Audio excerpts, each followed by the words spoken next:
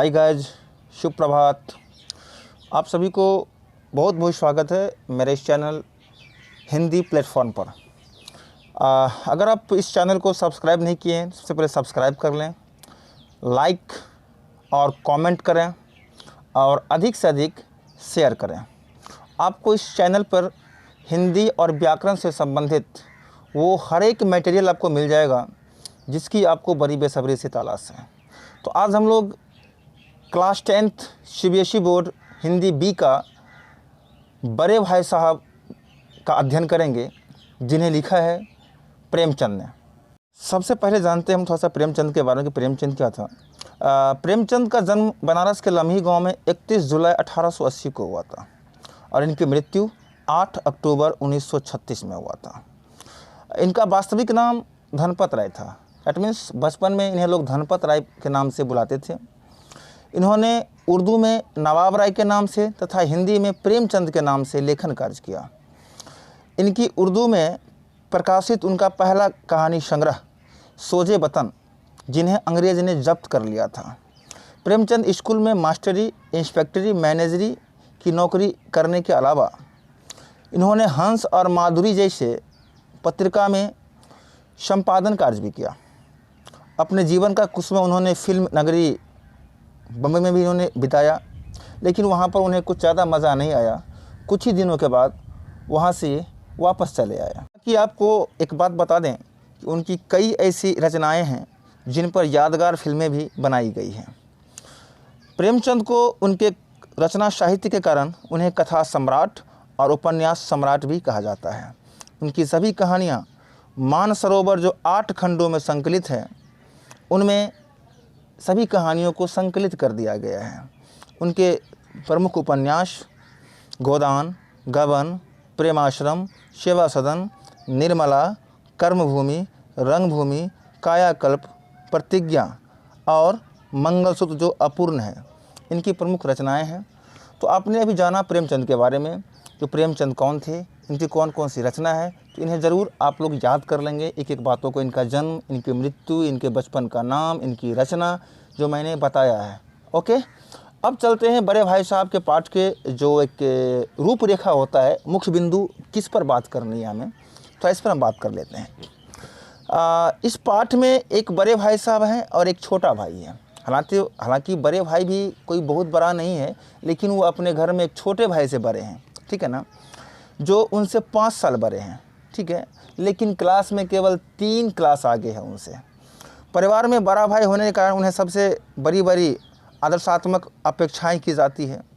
वह स्वयं भी वही कार्य करते हैं जो उनके छोटे भाई के लिए आदर्श बन सके। ये बात बिल्कुल सही है, क्योंकि घर में बड़े होने के नाते उनसे अपेक्षाएं रखी जाती है कि ये मतलब जो ऐसा कार्य करे कि उनका अनुकरण उनका छोटा करे, ताकि छोटे भी उनका अनुकरण करके आगे बढ़ सके, एक अच्छा प्लेटफॉर्म वो पा सके। और बड़े भाई भी ऐसा ही कुछ कार्य करते हैं जिससे कि उनके छोटे उनका अनुकरण कर, उनका अनुसरण कर उस पथ पर चलकर एक अच्छा मुकाम, मंजिल को हासिल करता है ना। इसीलिए वो बड़े भाई सब क्या करते हैं, हमेशा पढ़ाई करते हैं और अपने छोटे भाई को भी हमेशा पढ़ाई करने का नसीहत देते हैं। लेकिन कभी कभी ऐसा लगता है कि उसके छोटे भाई को, जो शायद मेरे साथ ये नाइंसाफ़ी हो रहा है। नाइंसाफ़ी इसलिए हो रहा है कि उन्हें लगता है कि ये बड़े हैं, इसीलिए हम पर ये हुकूमत चला रहे हैं। और बड़े भाई साहब को ये लगता है जो मैं उन्हें इसलिए ऐसा सजेस्ट कर रहा हूँ, इसलिए मैं उनको शासन कर रहा हूँ ताकि अच्छा बन सके। दोनों में कहीं ना कहीं मिसअंडरस्टैंडिंग यही इस बात को दर्शाता है कि छोटे भाई यह समझता है कि मैं छोटा हूँ, इसीलिए हम पे हुकूमत कर रहा है बड़ा भाई। लेकिन बड़ा भाई उस छोटे भाई को सुधारने के लिए, एक नया प्लेटफॉर्म देने के लिए, एक नई लक्ष्य की प्राप्ति के लिए अपने सारे शौक़ और मनोरथ को तिलांजलि दे देते हैं। वो हर एक वो काम नहीं करते हैं बड़ा भाई जो उनके छोटे भाई के लिए घातक हो, जो वही काम उनके उम्र के अन्य बच्चे बेहिचक कर रहे होते हैं। दैट मीन्स उनके उम्र के और भी कई बच्चे हैं जो बहुत सारे काम करते हैं, खेलते हैं, धूपते हैं, घूमते हैं, मेला घूमते हैं, इधर उधर, बात दोस्त महिम इत्यादि बातों पर, परंतु ये सब कामों को तिलांजलि दे दिए हैं इसलिए ताकि अगर हम नहीं करेंगे तो मेरे छोटे भाई भी कहीं बाहर घूमने नहीं जाएंगे, दोस्त से मिलने नहीं जाएंगे, कोई वगैरह वगैरह गलत बातें नहीं करेंगे, यानी इत्यादि। दैट मीन्स पढ़ने के सिवा और कुछ ना करें, उनकी बड़े भाई का यही इच्छा था। लेकिन छोटा भाई इस चीज़ को नहीं समझ पा रहा है। बार बार उन्हें लगता है कि मुझे बड़ों के द्वारा, यानी मेरे बड़े भाई के द्वारा मुझे प्रताड़ित किया जा रहा है। कई बार तो मन में ऐसा भी आता है कि मैं पढ़ाई लिखाई छोड़ दूं और घर को ही चला जाऊं। फिर मन में आता है, ख्याल आता है कि चलो, जब दिमाग ठंडा होता है छोटे भाई का, तो मन में ये भी ख्याल आता है कि क्यों ना, ये बड़े भाई हैं इसीलिए हमें डांटते हैं, फटकारते हैं, इनकी बातों को क्या रोक मानना। एक बार तो ऐसा भी हुआ कि बड़ा भाई किसी क्लास में फेल हो जाता है तो इन्हें थोड़ा सा घमंड भी आता है कि जब मेरे बड़े भाई पूरे दिन पूरे रात जब पढ़ाई ही कर रहे होते हैं तब भी इन्होंने कौन सा तीर मार लिया। लेकिन छोटे होने के नाते, अपने संस्कार और संस्कृति के नाते, यह बड़े भाई को ये बात अपनी जुबान से नहीं बोल पाते हैं। परंतु उसके बावजूद भी समय समय पर अपने छोटे भाई को पढ़ाई के प्रति गंभीर रूप से सचेत करते रहते हैं बड़े भाई। इस आदर्श रूप को बनाने के लिए वह अपना बचपन भी खो बैठता है। बचपन कैसे खो बैठता है मैंने पीछे आपको बताया है। इस पाठ में सार्थक पढ़ाई करने एवं शिक्षा व्यवस्था पर व्यंग्यात्मक वर्णन किया गया है। इस पाठ में आप एक चीज़ और देखेंगे कि हमें पढ़ाई के सिवा बाहरी ज्ञान यानी अनुभव का ज्ञान होना भी बहुत ज़रूरी है, जिसे आप सांसारिक ज्ञान कहते हैं। सांसारिक ज्ञान, आध्यात्मिक ज्ञान और भौतिक ज्ञान, ये सभी ज्ञान हमें होना बहुत ज़रूरी है। केवल अब मुझे एक काल कोठरी में अगर मुझे बंद कर दिया जाए और अगर मुझसे ये बोला जाए कि मुझे यह पूर्ण मानव बन सकता है तो यह संभव नहीं है। हमसे ऐसी अपेक्षाएं नहीं करनी चाहिए, ठीक है ना। इसीलिए हमें पढ़ाई के साथ साथ हमें बाहरी ज्ञान भी ज़रूरी है। अब हम पाठ को थोड़ा सा बताते हैं कि पाठ में क्या क्या बातें की गई है। इस पाठ में बड़े भाई को 14 वर्ष का बताया गया है और छोटे भाई को 9 वर्ष का, परंतु केवल 3 क्लास आगे पीछे हैं दोनों भाई, क्योंकि इसमें लेखक कह रहे हैं कि बड़े भाई जो हैं वह जल्दबाजी करने के लिए तैयार नहीं हैं। वह अपने पढ़ाई रूपी बुनियाद को खूब मजबूत करना चाहते हैं, जिस पर वह आलीशान मकान बना सके, ताकि हम एक अच्छा प्लेटफॉर्म ऐसा बनाएं ताकि उस पर हम एक आलीशान मकान बना सकें। इसीलिए वो जल्दबाजी नहीं करते हैं। लेकिन ये व्यंग्य है, ऐसा नहीं है। ऐसा इसलिए होता है कि लेखक के बड़े भाई साहब बार बार अपने क्लास में फेल हो जा रहा है। 1 साल के काम वो 2 साल में करते थे, कभी कभी 3 साल भी लग जाया करते थे। उनका विश्वास था कि बुनियाद ही पुख्ता न हो तो मकान पायदार नहीं बन सकता है। इसका मतलब ये है कि वो अगर चाहते हैं कि बुनियाद हमारी मजबूत ना हो तो हम अपनी मकान को ऊंचा एक इमारत नहीं बना सकते हैं। लेकिन ऐसा कुछ भी नहीं है। ऐसा इसलिए, हाँ ऐसा है, ऐसा हमें सोचना चाहिए ज़रूर। लेकिन इस पाठ के अनुसार से बड़े भाई साहब पढ़ने में थोड़ा कमज़ोर थे। वो केवल अपने छोटे भाई को दिखावे के लिए अपनी ज़िंदगी को तिलांजलि दे दिया था। बड़े भाई साहब अपने छोटे भाई अर्थात लेखक पर के हरकत पर हमेशा बारीकी निगाह रखते थे और किसी भी गलती पर लेखक को खूब डांटते थे। बड़े भाई साहब अधिकांश समय अपनी पुस्तकें खोले बैठे रहते, किंतु उनका दिमाग कहीं और होता था, है ना। मैंने पहले ही कहा है कि वो हमेशा की किताब खोलकर इसलिए बैठते थे ताकि उनका छोटा भाई उनका अनुसरण कर सके, उनका अनुकरण कर सके और उन बातों पर ध्यान दे और वो भी पढ़े। परंतु उन्हें पढ़ने में मन नहीं लगता था। कई बार लेखक ने भाई साहब की कॉपियों पर चिड़ियाँ, कुत्ते, बिल्ली इत्यादि की तस्वीर भी बनी हुई देखी थी। यही नहीं, वह कुछ विचित्र शब्दों का भी कॉपी पर लिखा करते थे, लेकिन उसका कोई अर्थ नहीं होता था, है ना, कभी नहीं आता। और वह छोटा होने के कारण लेखक उनसे उन विचित्र शब्दों का अर्थ भी नहीं पूछ पाता था, क्योंकि वो बड़े हैं। इसीलिए वो कैसे पूछे अपने भाई से। वो जानता था कि बड़े भाई ने क्या लिखा है, नहीं लिखा है, इसे कोई पता नहीं। परंतु आपको मैं बता दूं कि उनके बड़े भाई को जब पढ़ाई करते करते करते मन ऊब जाया करता था तो कॉपी पर कुत्ते, बिल्ली इत्यादि किसी का नाम, राम, श्याम, मोहन इत्यादि लिख लिख करके अपना टाइम पास करते थे। वो केवल छोटे भाई को दिखाते थे कि मैं केवल पढ़ाई करता हूँ, तुम भी पढ़ो। लेकिन इसके बावजूद भी छोटे भाई को खेलने में अधिक मज़ा आता था, पढ़ने में उन्हें कम मज़ा आता था। छोटे भाई अर्थात लेखक को खेलने कूदने में अधिक रुचि था।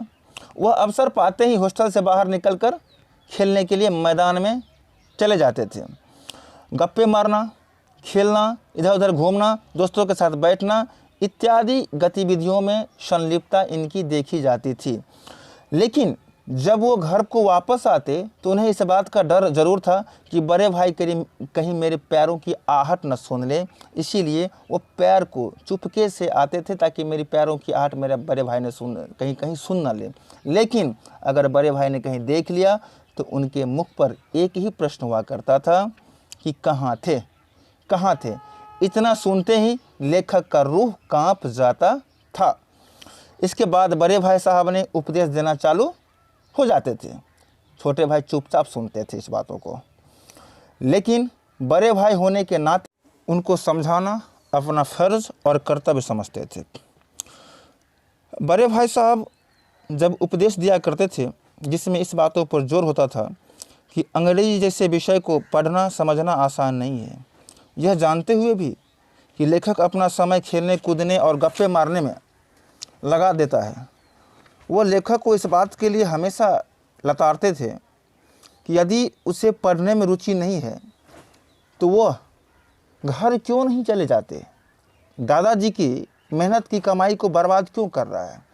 और इतना ही नहीं, वे ये भी बोलते थे कि अगर तुम मेरी क्लास में आओगे यानी ऊपर जाओगे अगर, तो इतिहास में तुम्हें एक ही नाम के कई शासक मिलेंगे। उनका ईस्वी, उनका शासनकाल, अंग्रेजी के बड़े बड़े नोट्स, बड़े बड़े मीनिंग्स याद करना बड़ा ही मुश्किल हो जाएगा। यानी बड़े होने के नाते ये हमेशा अपनी फ़र्ज़ को अदा करते थे कि पढ़ाई क्या होता है, हमेशा अपने छोटे भाई को दिमाग में ये बात भरा करते थे। लेकिन उसके बावजूद भी छोटे भाई को उनकी नसीहत कम पसंद आती थी और खेलना उन्हें ज़्यादा पसंद था। अब बड़े भाई साहब और लेखक दोनों मिलकर के एक पढ़ाई की योजना बनाते थे। बड़े भाई साहब के रूटीन में केवल पढ़ाई, केवल मात्र आधे घंटा का घूमना था, वो भी हॉस्टल के ठीक सामने। इसके बाद केवल खाना, सोना और पूरे दिन रात पढ़ाई का ही रूटीन था, उसमें खेलने का कोई गुंजाइश नहीं था। बड़े भाई साहब से डांट खाकर लेखक को बहुत दुख हुआ करता था और वह निराश भी होता था। ऐसे में वो पढ़ाई करने की योजना बनाता। सबसे पहले पढ़ाई का टाइम टेबल और इसमें सुबह से रात तक की हर गतिविधि को, खेलकूद को छोड़कर किस विषय की पढ़ाई किस समय करनी है, इतिहास, भूगोल, नागरिक, अंग्रेजी, हिंदी, गणित, सभी का टाइम टेबल होता था, है ना। परंतु उसमें खेल कूद का कोई गुंजाइश नहीं था, है ना। लेकिन उसके बावजूद भी नज़र ओझल होते ही छोटा भाई का खेल कूद शुरू हो जाता था। पहले ही दिन से रूटीन की धज्जियाँ उड़ा दी जाती थी लेखक के द्वारा। इसका परिणाम यह होता कि उसे बड़े भाई साहब की डांट और नसीहत सुनना पड़ता था। अब एक बार ऐसा भी दिन आता है कि वार्षिक परीक्षाएं होती है। परीक्षा फल आया जिसमें देखा कि लेखक अपने क्लास में अव्वल यानी प्रथम आया है और उनके बड़े भाई साहब क्लास में फेल हो गए हैं। तो इसके दिल में थोड़ा सा घमंड आया और उन्होंने सोचा कि मैं जाता हूं और पूछता हूं अपने बड़े भाई साहब कि तुमने पूरे दिन रात पढ़ लिख कर कौन सा तीर मार लिया। लेकिन लेखक छोटा था, इसीलिए वो इन बातों को वो मन में ही सोच कर चुप रह गया। उन्हें से पूछने की इनकी हिम्मत नहीं काम किया। अगले दिन से उसने बड़े भाई साहब की डांट की चिंता किए बिना खेलना जाना प्रारंभ कर दिया। उन्हें इस बात का घमंड हो गया कि मेरे बड़े भाई फेल कर गया है, अब मुझे डांटेंगे नहीं। और वह खेल कूद की जो गतिविधियां थी उसमें और भी ज़्यादा समय दे करके उसमें तेज़ी लाना शुरू कर दिया। परंतु मैं एक बात बता दूं कि किसी के मौन को मजबूरी मत समझ लेना।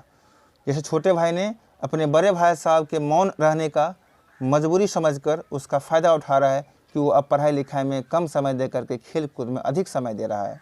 अब बड़े भाई साहब इससे अनुभव में तो ज़रूर बड़े हैं। अब उनकी निडरता को ये भांप लिया कि शायद ये बेखौफ हो गया है और एक दिन स्पॉट पर ही पकड़ लिया और इसे डांटना शुरू किया। और उन्होंने एक बहुत बड़ी बात कही कि तुम घमंडी हो गया है, तुम घमंडी हो गया है। जब रावण का घमंड नहीं रहा, जो कि रावण चक्रवर्ती सम्राट था, उसका भी घमंड तोड़ दिया गया। घमंड करना बुरी आदत है, घमंड व्यक्ति का सर्वनाश कर देता है। उन्होंने लेखक को कहा कि घमंड का परित्याग करो और अपनी पढ़ाई पर ध्यान दो। कहा कि रावण जैसे चक्रवर्ती सम्राट के यहाँ कई देवी और देवता उनकी चाकरी करते थे, उनका भी सर्वनाश हो गया, तो तुम फिर किस खेत की। उन्होंने एक शैतान का भी उदाहरण दिया कि एक शैतान को ये घमंड हो गया कि मैं ही भगवान का सबसे बड़ा भक्त हूँ, तो उसे नर्क में धकेल दिया गया। शाहे रूम को एक बार घमंड हुआ तो वह भीख मांगते हुए दुनिया को छोड़ दिए। अतः घमंड बुरी बला है। यह वीडियो थोड़ा सा बड़ा हो गया है।